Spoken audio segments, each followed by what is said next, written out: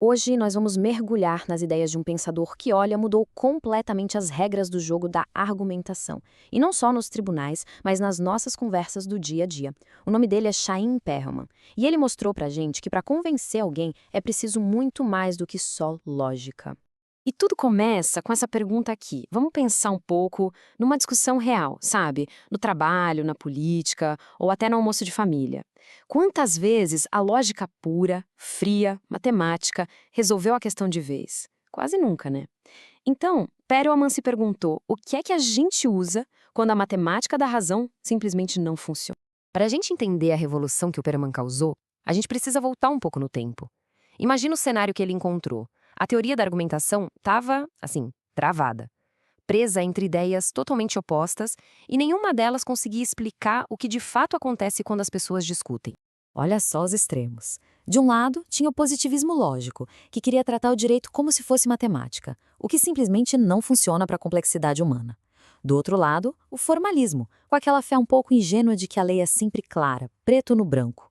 E, por fim, o ceticismo, que basicamente jogava a toalha e dizia que argumentar era só uma desculpa para o jogo de poder.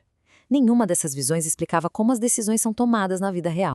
E é bem aí que o Perelman entra em cena, com a sua nova retórica. Em vez de tentar consertar esses modelos que já não funcionavam, ele veio com uma ideia completamente nova. Foi quase como uma chave mestra para destravar esse quebra-cabeça da argumentação. A primeira grande sacada dele foi essa aqui. Argumentar não é uma lógica de segunda categoria, não é uma lógica com defeito. É uma forma de racionalidade diferente, mas tão legítima quanto. Uma racionalidade feita sob medida para o mundo real, onde a gente lida com valores, com incertezas e com escolhas. Basicamente, ele devolveu a dignidade para a arte de persuadir. Agora, vamos para a segunda ideia radical. E essa aqui talvez seja a que muda tudo de figura: a audiência. Para Perelman, a audiência não é um alvo passivo, alguém que só escuta. Não, ela é o juiz, o júri, o coração de qualquer argumento que se preste. A mudança de foco aqui é total. A filosofia antiga vivia buscando uma verdade abstrata, uma verdade que existisse num vácuo, sabe? Perelman bota o pé no chão. Ele diz que um argumento só é bom ou ruim pensando numa audiência específica. Persuadir é sempre um diálogo, nunca um monólogo. O terceiro pilar da teoria é a importância do ponto de partida. Todo e qualquer argumento, para ter alguma chance, precisa começar de um lugar de concordância, por menor que seja esse lugar. Sabe, a ideia antiga de provar tudo do zero é como tentar construir uma casa em cima de areia movediça. Não dá. Perelman mostrou que a verdadeira base, o alicerce de um argumento, está no terreno comum. Muitas vezes, o trabalho mais difícil não é chegar na conclusão, mas fazer todo mundo concordar sobre de onde a conversa está partindo. Se isso acontece, a discussão já está quase ganha. E por fim, a quarta grande contribuição. Ele transformou a ideia de argumento forte de uma coisa vaga, intuitiva, para algo que a gente pode, de fato, estudar e analisar de forma sistemática. Ele nos deu ferramentas. Em vez de só sentir que um argumento é bom, agora a gente podia analisar a estrutura, a coerência, se ele se encaixa com a audiência. Ele transformou a argumentação, que era vista como uma arte meio misteriosa, em uma disciplina que pode ser ensinada, aprendida e, claro, aperfeiçoada. Mas é claro, né? Nenhuma teoria é perfeita, não existe bala de prata. Então vamos olhar agora com bastante honestidade para os limites e as críticas à nova retórica. Porque é justamente reconhecendo as fraquezas que a gente entende o verdadeiro lugar dela. O primeiro grande problema é o seguinte: se a força de um argumento depende da aceitação da audiência, o que acontece quando a audiência inteira está enganada? Ou quando o consenso é simplesmente injusto?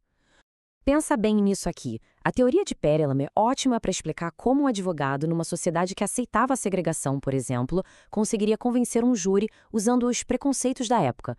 Do ponto de vista da teoria, ele estaria sendo eficaz. Mas a teoria não oferece uma ferramenta para alguém se levantar e dizer: espera aí, o problema é o consenso de vocês, que é moralmente errado.